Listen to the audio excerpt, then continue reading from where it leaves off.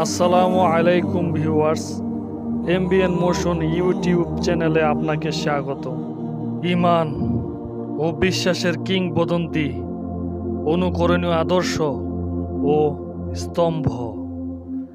জাহেদ ও সাধকের মধ্যে অন্যতম সাধক সিপাহসালার এবং আমির ধন্যাঢ্য হয়েও ইতিহাস যার নাম রেকর্ড করেছে দিন দরিদ্রের তালিকায়। সাদামাটা জীবনের আড়ালে থেকে যায় যার মর্যাদা ও গুণাবলী, চাপা পড়ে আছে যার অসংখ্য বিশেষণ। অনাড়ম্বর জীবনযাত্রা আর বিনীত পোশাকে থাকতেন তিনি, হয়তো নিজেকে নসিব ভাবতেন তিনি। তার জীবন অভিধানে ছিল রাসূলুল্লাহ সাল্লাল্লাহু আলাইহি সাল্লামের জুহদ ও দুনিয়া বিমুখিতা, আবু বকর রাদিয়াল্লাহু আনহুর তাকওয়া তাহারাত এবং উমর রাদিয়াল্লাহু আনহুর ন্যায় ইনসাফ। খাইবার অভিযানের আগেই তিনি মুসলমান হন। খাইবার সহ পরবর্তী সকল সময় অভিযানে অংশগ্রহণ করেন। তিনি হচ্ছেন সাঈদ ইবনে আমির আল জুমাহি রাদিয়াল্লাহু তাআলা আনহু, নেতৃস্থানীয় ও প্রধান সাহাবাদের একজন। মর্যাদার মুকুট তার মাথায়, দান অনুগ্রহ আর দুনিয়া বিমুখিতায় প্রসিদ্ধ, পোর খাওয়া ও অভিজ্ঞ মানুষ। মর্যাদা ও বিশেষণ কিভাবে অর্জিত তা ভালোভাবে জানতেন। রপ্ত করেছিলেন আদর্শ গুণাবলী। নিজের ভাতা হাতে পাওয়া মাত্র নিজের পরিবারের প্রয়োজনীয় খাদ্য সামগ্রী কিনে অবশিষ্টটুকু দান করে দিতেন। তার সহধর্মিণী বলতেন, অবশিষ্ট ভাতাটুকু কোথায়? তিনি বলতেন, আমার পরওয়ারদিগারকে ঋণ দিয়েছি। হযরত উমর ইবনুল খাত্তাব রাদিয়াল্লাহু তাআলা আনহুর নিকট তার শাসনামলের প্রথম দিকে সাঈদ ইবনে আমির রাদিয়াল্লাহু তাআলা আনহু গিয়ে হাজির। তার সরে গিয়ে বললেন, হে উমর, আপনার হিতাকাঙ্ক্ষী হয়ে বলছি, মানুষের বিষয়ে আল্লাহকে ভয় করুন। আল্লাহ তাআলার বিধানে কোনো মানুষ ও সমাজকে তোয়াক্কা করবেন না, অন্যথায় আপনার কথার সাথে কাজের মিল পাবেন না।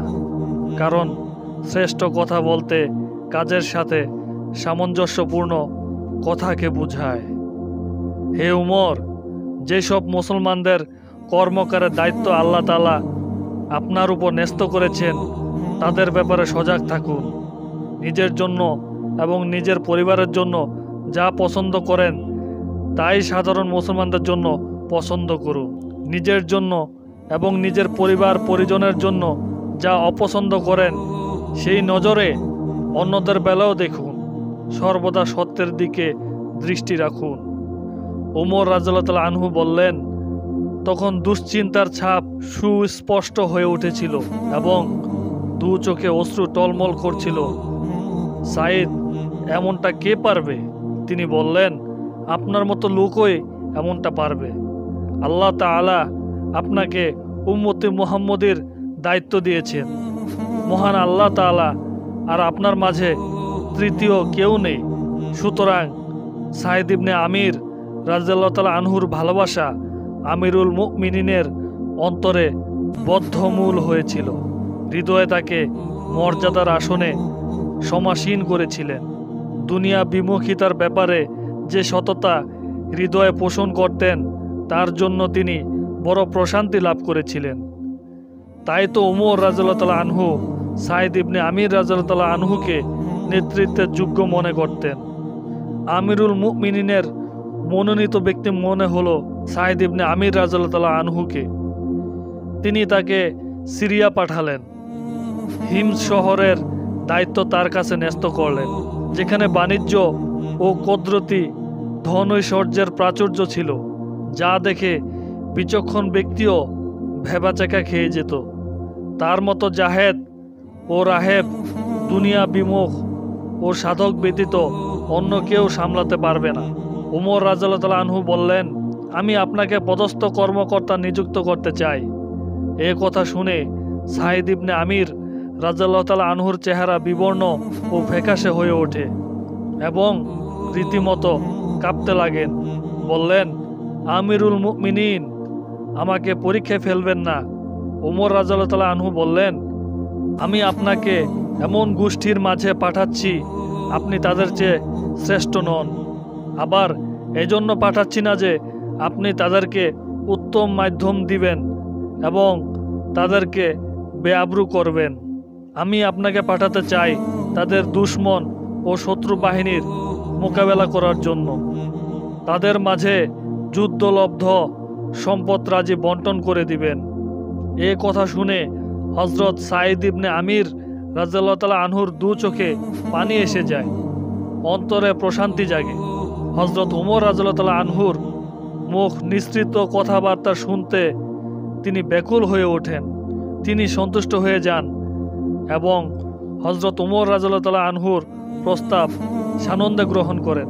হযরত সাঈদ ইবনে আমির রাদিয়াল্লাহু তাআলা আনহুর কাঁধে লাঠি তুলে নিলেন এবং সিরিয়া দেশ অভিমুখে ছুটে চললেন। রাতের পেছনে দিবসগুলো ছুটে চলছে অবিরাম গতিতে। অনেকদিন পর সিরিয়া আসলেন ওমর ইবনুল খাত্তাব রাদিয়াল্লাহু তাআলা আনহু। ঘুরে বেড়ালেন দেশের আনাচে কানাচে। অবশেষে অবস্থান করলেন হিম শহরে। বললেন, এই শহরের দিন দরিদ্র মানুষের নামের তালিকা প্রস্তুত করার জন্য। তখন তার কাছে দেয়া হলো একটি তালিকা, যাতে নগরপাল হযরত সাঈদ ইবনে আমির রাদিয়াল্লাহু তাআলা আনহুর নামও ছিল। ওমর রাদিয়াল্লাহু তাআলা আনহু বললেন, সাঈদ ইবনে আমির কে? লোকজন বলল, আমাদের প্রধান ব্যক্তি, তিনি আমাদের আমির। তিনি আশ্চর্য হয়ে বললেন, আমাদের নগরপাল কি গরিব? তিনি আমির হয়েও কি দরিদ্র? তারা বলল, হ্যাঁ। ওমর রাদিয়াল্লাহু তাআলা আনহু খুব আশ্চর্য হলেন। বললেন, তোমাদের আমির কিভাবে নিঃস্ব হন? তার ভাতা কোথায়? তিনি রাষ্ট্রীয় সম্মানই পান না? লোকজন বলল, যা কিছু পান সব গরিব দুঃখীদের মাঝে বিলিয়ে দেন। এই কথা শুনে হযরত ওমর রাদিয়াল্লাহু তাআলা আনহু খুব কাঁদলেন। চোখের পানিতে দাড়ি সিক্ত হয়ে গেল। আমির ও নগরপালের জন্য 1000 দিনার বরাদ্দ দিলেন। দূতের মাধ্যমে পাঠিয়ে দিলেন। বললেন, তুমি গিয়ে বলো, আমিরুল মুমিনিন আপনাকে সালাম দিয়েছেন আর বলেছেন এগুলো আপনার প্রয়োজনে খরচ করার জন্য। বার্তা ও দিনার বাহক হযরত সাঈদ ইবনে আমির রাদিয়াল্লাহু তাআলা আনহুর নিকট এসে সব কথা বললেন, কিন্তু তিনি দিনার দেখে ইন্না লিল্লাহি পড়তে লাগলেন। এখন তার দুশ্চিন্তা আগের চেয়ে বেড়ে গেল। অবস্থা দেখে তার সহধর্মিনী বললেন, কি হয়েছে? আমিরুল মুমিনিন কি মারা গিয়েছেন? বললেন, এর চেয়ে ভয়াবহ কাণ্ড ঘটে গেছে। বললেন, কি? অসাধারণ বিয়োগান্তক ঘটনা। বললেন, এর চেয়ে ভয়ানক? স্ত্রী বললেন, কিয়ামত সংক্রান্ত কোনো আলামত? বললেন, তার চেয়ে বড়। অধৈর্য হয়ে তার স্ত্রী বলল, কি হয়েছে? কি সেই অঘটন? তিনি চেহারা থেকে দুশ্চিন্তার ছাপ মুছে বললেন, দুনিয়া আমার কাছে হাজির। আমার কাছে এসব দিনার এসে আমাকে ফেতনায় ফেলে দিয়েছে। বিবি বলল, যা ইচ্ছে করেন। তিনি দেখলেন একদল মুসলিম মুজাহিদ বাহিনী অভিযানের উদ্দেশ্যে রওনা দিয়ে চলছে। তিনি সেই সব দিনার তাদের মাঝে বন্টন করে দিলেন। সহধর্মিনী বলল, এগুলো রেখে দিলে তো আমাদের কাজে লাগতো। তিনি বললেন, নবীজি সাল্লাল্লাহু আলাইহি সাল্লামকে বলতে শুনেছি, জান্নাতে কোনো রমণী যদি পৃথিবীর দিকে তাকিয়ে দেখে, এতে গোটা পৃথিবী কস্তুরী ঘ্রাণে ভরে যাবে। তোমার চেয়ে আমার বেশি পছন্দ সেসব রমণী। এ কথা শুনে বিবি সাহেব একদম নীরব হয়ে গেল। হিমসবাসীদের নিয়ে হযরত ওমর রাদিয়াল্লাহু তাআলা আনহু বৈঠকে বসলেন। তারা জাকাত কর্মকর্তাদের বিরুদ্ধে অনেক নালিশ করল। তিনি বললেন, রাষ্ট্রপ্রধানের বিরুদ্ধে তোমাদের কোনো অভিযোগ আছে কিনা? তারা বলল, তার বিরুদ্ধে আমাদের 4টা নালিশ রয়েছে। বেলা বাড়ার পর তিনি আমাদের মাঝে আসেন। রাতের বেলায় কারো প্রয়োজনে তিনি সাড়া দেন না। প্রতি মাসে একদিন তিনি আমাদের সাথে দেখা করেন না। মাঝে মাঝে তার জ্ঞান হারিয়ে যায়। এইসব কথা শুনে হযরত ওমর রাদিয়াল্লাহু তাআলা আনহু অস্থির হয়ে উঠলেন। হযরত ওমর রাদিয়াল্লাহু তাআলা আনহুর কপাল ঘেমে গেল। একান্তে আল্লাহ তাআলার প্রতি মনোনিবেশী হলেন। মনে আহাজারি করতে লাগলেন, মাবুদ, তার ব্যাপারে আমার সুধারণায় ব্যর্থতা দিবেন না। অল্প সময়ে তিনি হিমসের জনগণ ও সাঈদ ইবনে আমির রাদিয়াল্লাহু তাআলা আনহুকে মুখোমুখি করে বসার ব্যবস্থা করলেন। এরপর বললেন, বলো, কি তোমাদের অভিযোগ? তারা বলল, তিনি বেলা বাড়ার পর আমাদের মাঝে আসেন। জবাবে হযরত সাঈদ ইবনে আমির বললেন, আল্লাহর কসম, আমিও সেটা অপছন্দ করি, কিন্তু আমি কি করব? আমার পরিবারের কোনো কাজের লোক নেই। আমাকে আটার খামির বানাতে হয়, রুটি আমাকে বেলতে হয়। এইসব কিছু সেরে উজু করে আমি বের হই। উমর রাদিয়াল্লাহু তাআলা আনহু বললেন, তোমাদের আর কি অভিযোগ? তারা বলল, তিনি রাতের বেলায় আমাদের কোনো প্রয়োজনে সাড়া দেন না। হযরত সাঈদ বললেন, দিবস তো তাদের জন্য, আর রাতটা আমার পরওয়ারদিগারের জন্য। উমর রাদিয়াল্লাহু তাআলা আনহু বললেন, আর কি তোমাদের অভিযোগ?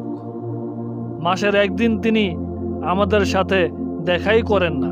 সাঈদ বললেন, আমার কাপড় ধোয়ার কোনো কাজের লোক নেই, তাছাড়া বাড়তি কোনো কাপড়ও নেই। এমতাবস্থায় ধোয়া কাপড় না শুকানো পর্যন্ত আমি বের হতে পারি না। অগত্য আমাকে শেষ বেলায় বের হতে হয়। হযরত ওমর রাদিয়াল্লাহু তাআলা আনহু বললেন, তোমাদের আর কি অভিযোগ? তারা বলল, তিনি মাঝে মাঝে সংজ্ঞা হারিয়ে ফেলেন। সাঈদ ইবনে আমির রাদিয়াল্লাহু তাআলা আনহু জবাবে বললেন, মক্কা নগরীতে আমি হযরত খুবাইব ইবনে আদি আল আনসারী রাদিয়াল্লাহু তাআলা আনহুর মৃত্যুদণ্ড দেখেছিলাম। কুরাইশ লোকজন তার গোশত কেটে লাকড়ির উপর রেখে বলেছিল, তুমি কি চাও মুহাম্মদ তোমার স্থানে হোক? তিনি বলেছিলেন, কসম, আমি কখনোই চাই না যে আমি বাড়িতে আরামে থাকি আর মুহাম্মদ সাল্লাল্লাহু আলাইহি ওয়াসাল্লামের শরীরে একটি কাঁটা লাগুক। তারপর উচ্চকণ্ঠে বলেছিলেন, হে মুহাম্মদ, সেদিনের কথা মনে পড়ে যেদিন আমি তাকে সাহায্য করিনি? আমার কাছে মনে হয় আল্লাহ তাআলা কখনো আমার সেই গুনাহ মাফ করবেন না। এই কথা মনে পড়লে এভাবে আমি মাঝে মুমূর্ষু মরণাপন্ন হয়ে যাই। এইসব কথা শুনে ওমর রাদিয়াল্লাহু তাআলা আনহু আনন্দে চেঁচিয়ে উঠলেন, আলহামদুলিল্লাহ, যিনি আমার দূরদর্শিতাকে ভুল প্রমাণিত করেননি। তারপর তার কাছে তিনি 1000 দিনার পাঠালেন। বললেন, এগুলো নিজের কাজে লাগান। এতিম, বিধবা, আক্রান্ত ও দরিদ্র পীড়িত লোকদের মাঝে বিতরণ করে দিবেন। সামান্য কিছু দিনার তার সহধর্মিণীকে দিলেন। বললেন, এগুলো খরচ করো। এ কথা বলে নিজের কাজে মগ্ন হয়ে গেলেন। হযরত সাঈদ ইবনে আমির রাদিয়াল্লাহু তাআলা আনহু শূন্য হাতে মারা গিয়েছিলেন। হিজরি 20 সালে তিনি পরলোক গমন করেন। তার আমলনামা ছিল পরিষ্কার। দুনিয়ার ঝক্কি ঝামেলা দিয়ে বোঝাই করেননি আমলের জানকে। আল্লাহ তাআলা আমাদের সকলকে সাঈদ ইবনে আমির রাদিয়াল্লাহু তাআলা আনহুর জীবনীর উপর আমল করার তৌফিক দান করুন, আমিন। আজকের সংক্ষিপ্ত আলোচনা এ পর্যন্তই। ভিডিওটি কেমন হলো কমেন্ট করে জানাবেন। সবাই নতুন নতুন ভিডিও পেতে চ্যানেলটি সাবস্ক্রাইব করুন। দেখা হবে নতুন কোনো ভিডিওতে। সবাই ভালো থাকেন, সুস্থ থাকবেন। আসসালামু আলাইকুম ওয়া রাহমাতুল্লাহ।